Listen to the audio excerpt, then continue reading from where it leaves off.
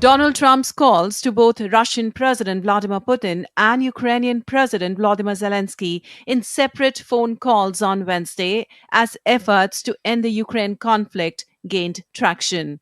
The US president has set the ball rolling as he instructed officials to begin talks on ending the conflict. Trump said Putin wants the war to end and they discussed getting a ceasefire in the not too distant future. The Kremlin earlier said Putin and Trump had agreed to meet. Trump said their first meeting would probably take place soon in Saudi Arabia. Trump announced that Secretary of State Marco Rubio, CIA Director John Ratcliffe, National Security Advisor Michael Waltz, and Middle East envoy Steve Witkoff could lead negotiations on ending the war. And I think we're on the way to getting peace. I think President Putin wants peace and President Zelenskyy wants peace, and I want peace. I just want to see people stop getting killed. Trump and Zelenskyy spoke after Trump's call with Putin.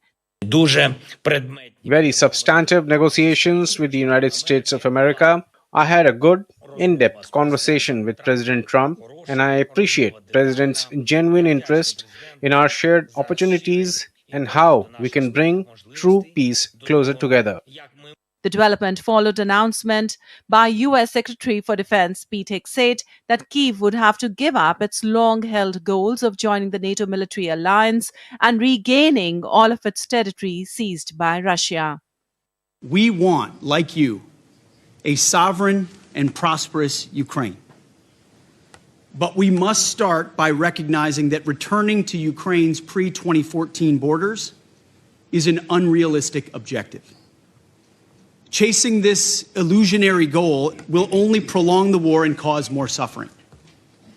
That said, the United States does not believe that NATO membership for Ukraine is a realistic outcome of a negotiated settlement.